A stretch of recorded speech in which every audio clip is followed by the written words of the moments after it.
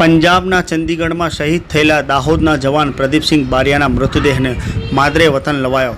સંપૂર્ણ રાજકીય સન્માન તેમજ ગાર્ડ ઓફ ઓનર સાથે જવાનના અંતિમ સંસ્કાર કરવામાં આવશે.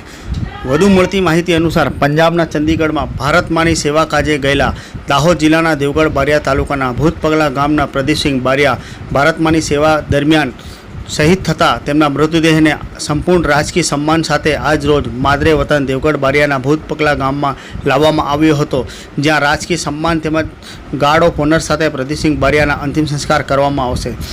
આજ રોજ મૃતક પ્રદીપસિંહ બારિયાના મૃતદેહને માદરે વતન દેવગઢ બારિયા ખાતે લાવવામાં આવતા દેવગઢ બારિયાના ધારાસભ્ય તેમજ પૂર્વ મંત્રી બચુભાઈ ખાબડ સહિત પ્રદીપસિંહ બારિયાના અંતિમ સંસ્કારમાં સામેલ થયા હતા.